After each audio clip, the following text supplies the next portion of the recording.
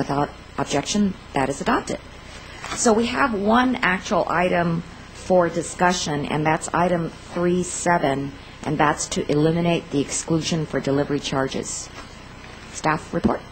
Yes, that is amend section 6011 and 6012 to eliminate the sales and use tax exclusion for separately stated charges for transportation.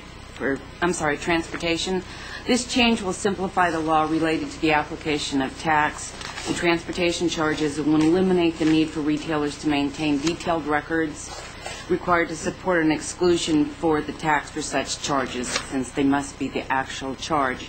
It would also result in a corresponding decrease in audits and errors by retailers. Okay, Ms. Yee, you're the sponsor of the bill. And yes. Thank you, Madam Chair.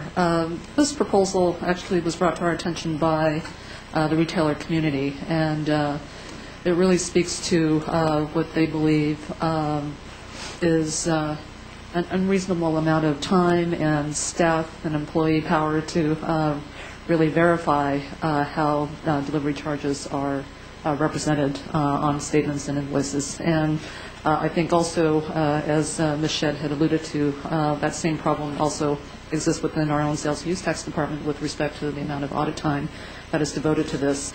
The reason I propose this is that it actually would bring in line the exemption similar to what we have with respect to online transactions. With respect to online transactions, usually retailers will just add an average or standard charge for transportation, and they don't charge the actual cost. And I think for to be able to verify whether on a statement separately stated charges for transportation actually don't exceed the actual cost, that just is so untenable with respect to the amount of time and energy that it takes to do that.